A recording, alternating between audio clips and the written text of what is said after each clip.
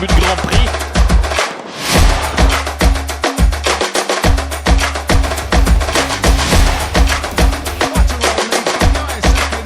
Dans cette épreuve qu'il n'avait pas réussi l'an passé, on s'en souvient.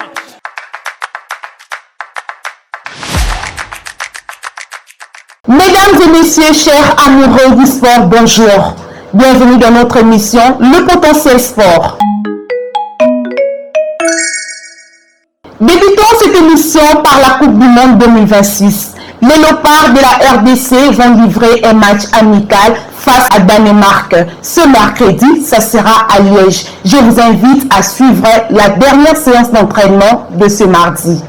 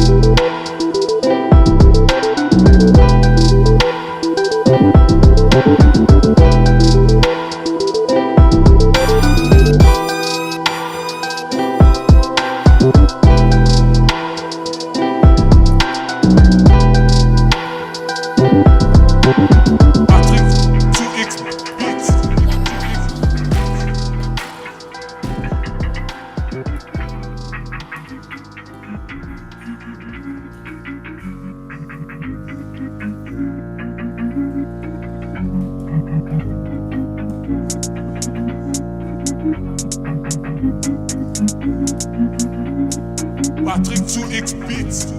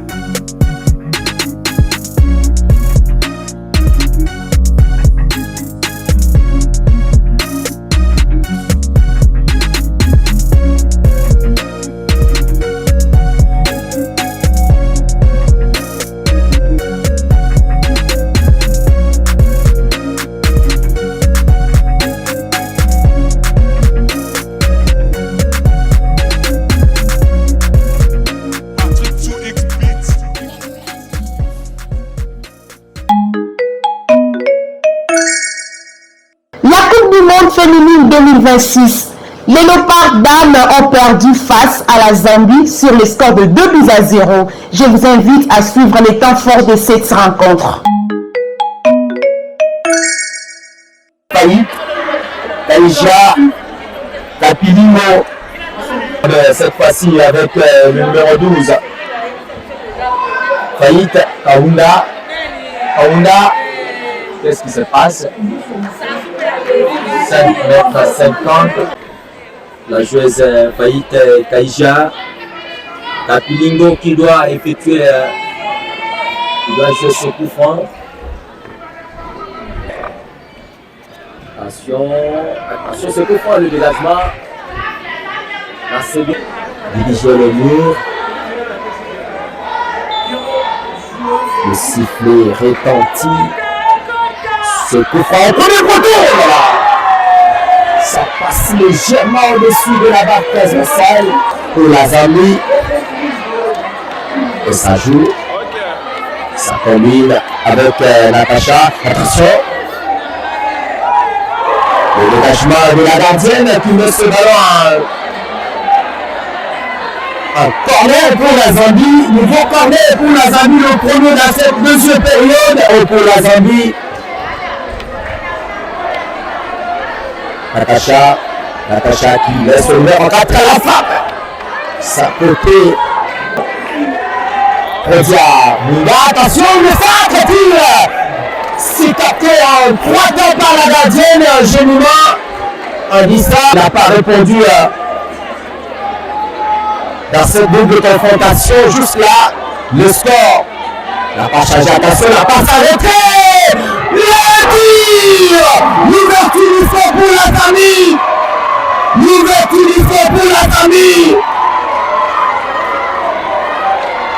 Final, Mouchia qui ouvre les sports.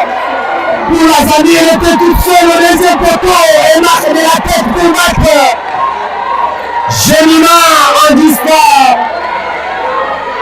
sur ce ballon et la RDC est mêlée. Attention, c'est encore au deuxième poteau. Attention, ce n'est pas encore fini. La reprise et c'est sorti. Merci également pour l'instant. Attention, ce centre attendu dans le corps de Léopard. Attention, le ballon récupéré jusqu'à l'entrée de la seconde réparation. Ce n'est pas encore fini la frappe en pouvant s'intégrer. Ce n'est pas encore fini. Le dégagement finalement. Le ballon récupéré par la Zambie. Le centre attendu dans le milieu de la gardienne. J'ai corner à suivre pour la Zambie. C'est tiré, attention, ça traîne, attention, la frappe. Il peut là, quel sauvetage. Quel sauvetage sous cette action. Voilà, et le ballon est validé. Le but est validé par l'arbitre central. Le but est validé finalement. Oh là là, oh là là. La Zambie qui double la mise. Parlons du tournoi Maurice Révélo. Les Congolais U23 ont perdu face à la Tunisie sur le score de 3-0. La RDC a subi une lourde défaite qui soulève la nombreuse inquiétude sur le niveau actuel de la sélection. Une entrée en matière difficile que l'équipe devra rapidement oublier pour espérer rebondir lors des prochaines rencontres. Descendons sur le championnat local Vodacom Illico Cash Ligue 1. La Simba a fait un match nul face au Don Bosco sur le score de 0 but partout. Suivez le résumé de ces matchs.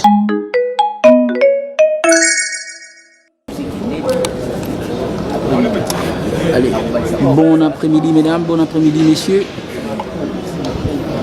C'est le début de la phase retour de cette édition avec Kinda Kalombo.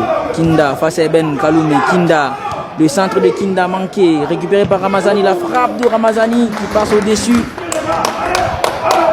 Kabasele, la déviation de Chiyuka. La frappe de Cyril ensuite. Capté qui va s'essayer. La frappe de Jacques qui passe au-dessus. C'est une belle frappe, mais... Allez, la passe entre les lignes, c'est bien joué avec Idriss qui met en profondeur pour Bitomo. Bitomo dans la surface, le centre de Bitomo jusqu'à Kinda qui était là. Qui a dévié Ngandou, Kazadi, jusqu'à Kinda Kalombo. Kinda qui est passé, Kinda, et il a été arrêté. Jacques, Mangoba, le coup franc de Jacques, et la tête de Cyril Moutoualé. Il a pris de l'élan, mais...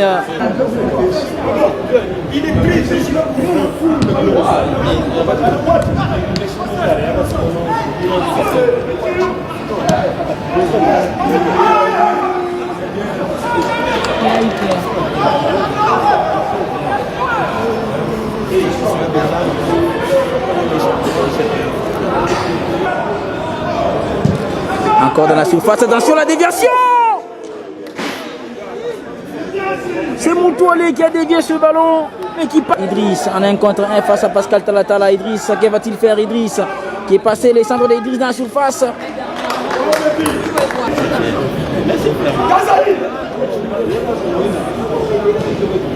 Le corner jusqu'à Dida Fatao qui joue rapidement avec Idriss Kamwang. Idriss en contre. Idriss qui est passé. Kamwang qui continue. En 1 contre 1, encore lui, Idriss. Dépassement des jambes pour une passe jusqu'à Cyril Moutoualé. Cyril qui va se mêler de pinceau. C'est Ramazani. Pascal Talatala. Bitomo qui récupère ses ballons. Bitomo qui n'a pas de solution. Bitomo encore lui. Bitomo jusqu'à Kinda. Kalombo. En 1 contre 1. Kinda qui est passé. Kinda, que va-t-il faire? Ramazani. Kazadi. La frappe. Ensuite, attention, la lutte. Il est signalé en position litigieuse.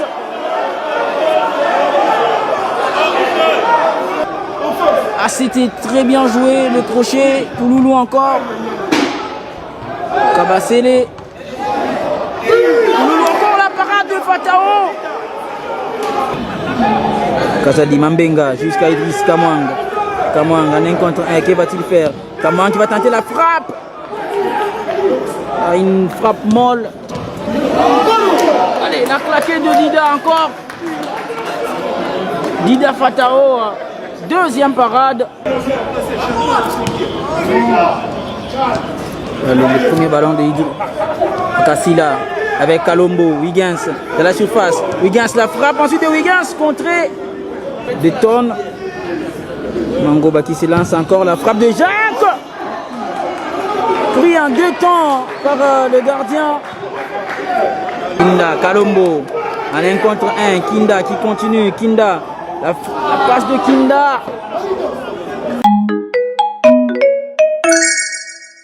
Voici le programme pour la 9e journée. Ce mercredi 3 juin, l'AS Maniema sera face au Don Bosco. Ça sera au stade Joseph Kabila. À Kinshasa, Céleste sera face à l'AS V Club. De l'autre côté, à Lubumbashi, Mazembe sera face à l'AS Simba. Les Aigles du Congo seront face au Saint-Éloi Lupopo.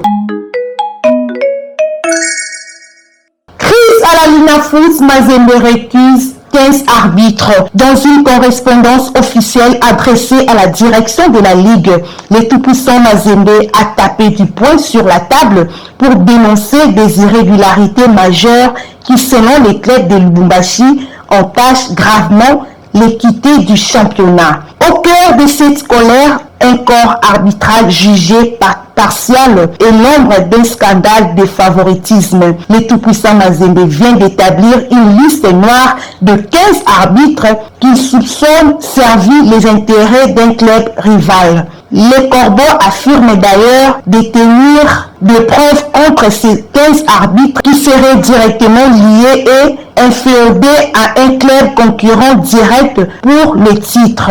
Voici les officiels récusés par le club. Arbitres centraux: Kabene, Ndala, Chimanda, Ngalula, Mukala. Les arbitres assistants: Bilenge, Kazadi, Muninda, Kitwanga, Ngoi, Kaninda, Mubenzai, Malala, Kapanga, Chikaya. Pour le tout-puissant Mazembe, le point de non-retour a été atteint lors du récent classico-congolais face à l'ASV Club. Le club de Lubumbashi estime avoir été victime de plusieurs décisions arbitrales lourdement défavorables, buts refusés, penalty non sifflés, qui ont directement impacté les résultats finaux de la rencontre. Les arbitres de l'intérieur qui viennent officier le match de la Linafoot à Kinshasa, leur cri d'alarme lancé avant même l'arrivée du nouveau comité de gestion n'a pas laissé indifférent le nouveau président de la Linafoot, Timothée Memayame, qui a effectué une descente lundi soir pour voir personnellement dans quelles conditions ces derniers sont logés dans la commune de Limete, 9e rue, dans un appartement négocié par la commission de gestion sortante. Très choqué, Timothée Memayame veut changer la donnée et mettre ces derniers dans de meilleures conditions. L'urgence s'impose pour le nouveau président de la Linafoot qui rentre avec une note très négative. Il compte échanger avec les membres de son comité afin de mettre les arbitres dans un cadre acceptable et confortable.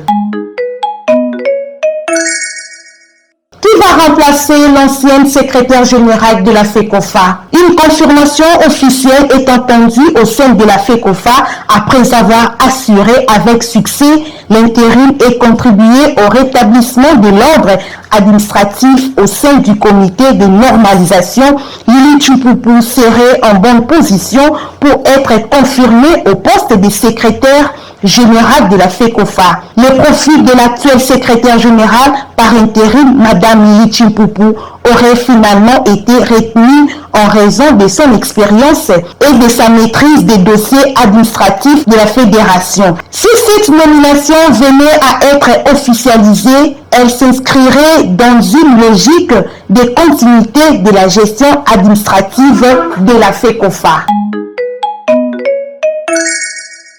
Changeons de discipline pour parler à présent du volleyball. Les Léopards seniors ont entamé leur semaine de préparation sur un rythme soutenu dans le cadre du championnat d'Afrique des Nations 2026 qu'accueille la République démocratique du Congo. Dès les premières heures de l'avant-midi, les joueurs se sont retrouvés à la salle de Dinafi située dans la commune de la Gombe pour une séance d'atelier consacrée au renforcement musculaire et à l'amélioration de la mobilité générale. Bonne chance aux léopards de la RDC.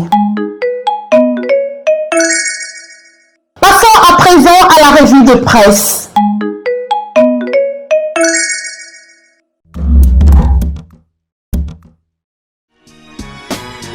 Salut tout le monde et bienvenue dans cette nouvelle revue de presse. Posez-vous et venez décortiquer les infos de la presse avec nous. Harry Kane s'est entretenu à l'équipe et affiche de très hautes ambitions après sa saison record à 61 buts. Si j'ai franchi la barre des 60 buts cette saison, c'est tout simplement parce que contrairement aux années précédentes, je n'ai connu aucun temps faible, a-t-il expliqué. À l'aube du mondial, l'attaquant anglais refuse de relâcher la pression et affirme avec force « L'ambition, c'est de la gagner, évidemment ». Il sera guidé par l'arrivée du nouveau sélectionneur Thomas Tuchel, dont il apprécie la méthode. Au Bayern, j'avais adoré sa personnalité, ses idées pour l'équipe et la manière dont il me faisait jouer. Le capitaine des Two Lions garde aussi les yeux rivés sur la plus prestigieuse des récompenses individuelles. Conscient que le trophée sera remis à Londres en octobre, il conclut avec émotion « Remporter le ballon d'or dans ma ville de naissance, ce serait encore plus spécial pour moi ». Avant le mondial, la France tremble pour Saliba. Touché au dos depuis plusieurs semaines, le défenseur d'Arsenal William Saliba a vu ses douleurs s'intensifier après la finale de la Ligue des Champions disputée à Budapest face au PSG. Sa situation ne va pas le pousser à déclarer forfait pour la Coupe du Monde, mais son cas va être géré avec la plus grande prudence par le staff médical. Attendu aujourd'hui à Clairefontaine, l'international français va passer des examens médicaux approfondis pour établir un diagnostic précis. Si la tendance reste à l'optimisme au sein de la délégation française, la moindre alerte est prise très au sérieux à quelques jours du départ pour les États-Unis. Qualifié pour la prochaine Ligue Europa sous les ordres d'Habib Bey, l'Olympique de Marseille fait face à une situation financière chaotique avec 157 millions d'euros de pertes cumulées sur 3 ans. Ce bilan inquiétant sera étudié ce mardi à Nyon par la commission de contrôle financier de l'UEFA. Cette commission pourrait prononcer de lourdes sanctions. Le club détenu par Franck McCourt risque ainsi un encadrement de sa masse salariale par la DNCG, voire une exclusion pure et simple de la compétition européenne. Courtisé par le PSG et la Première Ligue après sa belle saison au LOSC, le jeune milieu marocain de 18 ans Ayoub Bouhaddi n'est pas à vendre à n'importe quel prix. Son président Olivier Létang rappelle que le joueur est sous contrat jusqu'en 2029 et qu'il bénéficie à Lille d'une place de titulaire garantie dans une équipe qualifiée pour la Ligue des Champions. Le dirigeant lillois a ainsi prévenu les prétendants qu'une offre de 50 millions d'euros serait insuffisante et qu'il faudra formuler une proposition financière extraordinaire pour recruter son joyau. Autour d'une saison flamboyante sous Bruno Genesio, l'attaquant belge de 21 ans Mathias Fernandez Pardo affole l'Europe et vient d'être convoqué par Rudi Garcia pour la Coupe du Monde. Face à l'intérêt pressant de Dortmund, Liverpool et du Bayern Munich, le LOSC a fixé un prix exorbitant de 70 millions d'euros pour libérer son joueur. Il est pourtant estimé à 30 millions d'euros. De son côté, le néo-international belge reste serein et n'exclut pas de rester à Lille pour disputer la Ligue des Champions sous les ordres du nouvel entraîneur Davide Ancelotti. Parlons de Yen Diomandé désormais, qui est annoncé du côté du Paris Saint-Germain. Et selon nos informations, ça avance bien pour le club de la capitale. Plusieurs rendez-vous ont déjà eu lieu avec le RB Leipzig, le club allemand où évolue Diomandé, sous contrat jusqu'en 2030.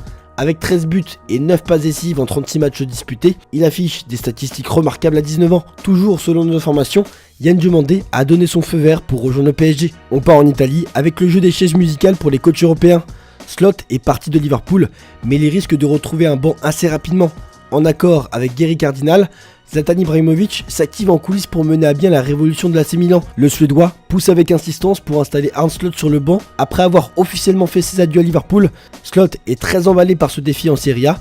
L'influent agent Rafael Pimenta, proche d'Ibrahimovic, joue un rôle clé pour faciliter cette double arrivée.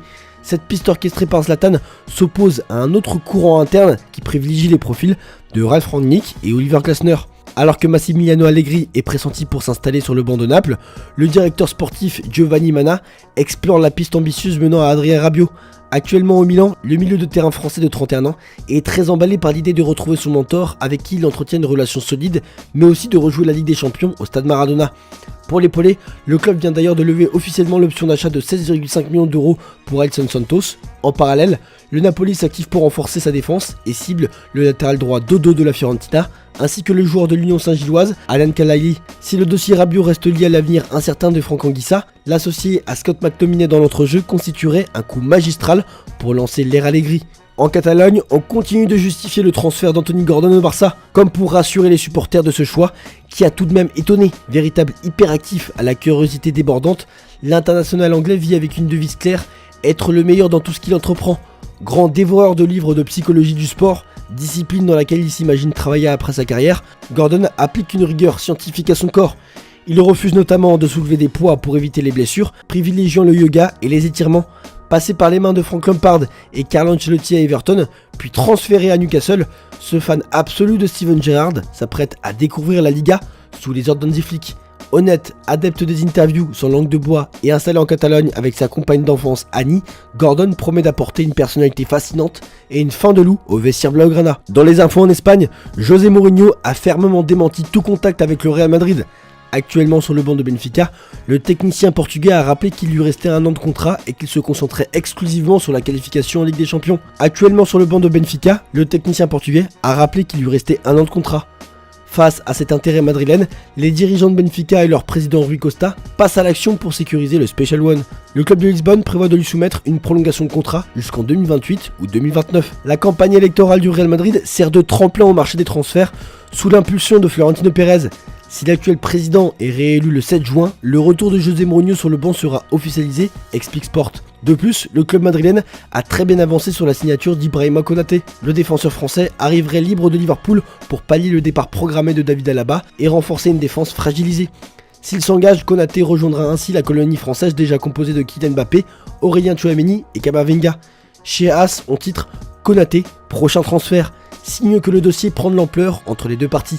Le média madrilène parle d'un autre transfert probable. L'Atlético de Madrid a sondé Victor Osimhen, l'attaquant nigérian de Galatasaray, pour pallier le départ probable de Julián Alvarez. Le transfert s'annonce toutefois complexe puisque le club turc réclame une somme importante pour son joueur, acheté 75 millions d'euros. De plus, les exigences salariales d'Osimhen, qui touche 15 millions d'euros net par saison, représentent un obstacle financier majeur pour les Colchoneros. En Angleterre, tout particulièrement dans le Mirror, on explique que Pep Guardiola va snober David Beckham Beckham et l'Inter Miami.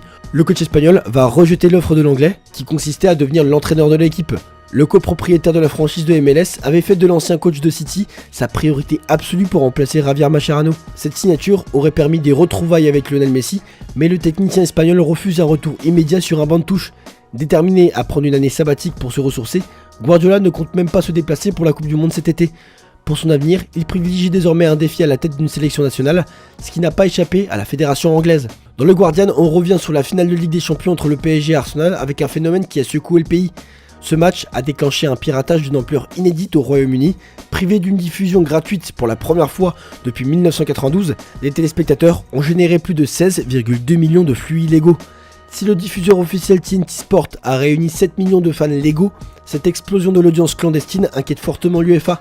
Une étude révèle d'ailleurs un lien alarmant avec le crime organisé, puisque 89% des publicités de ces flux provenaient des sites de jeux d'argent illégaux. Dans le Daily Mail, on se pose une autre question en lien avec cette finale.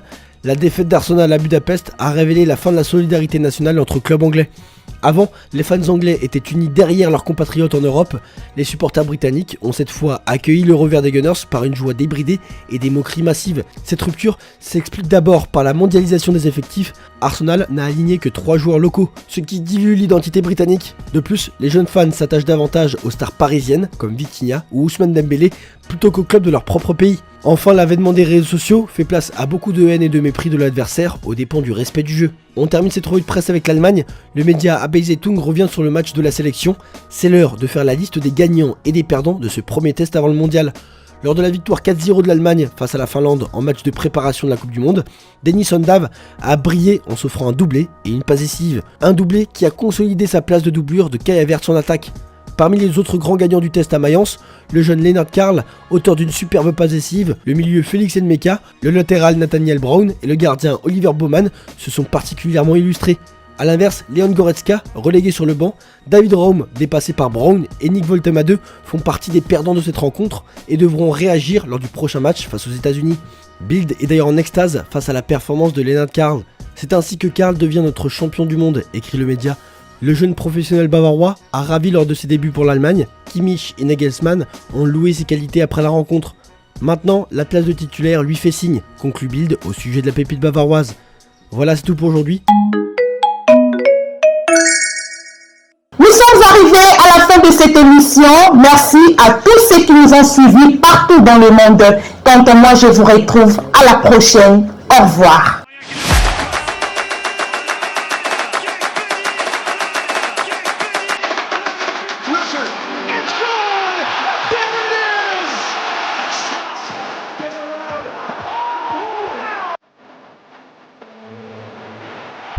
Vraiment en difficulté en début de Grand Prix.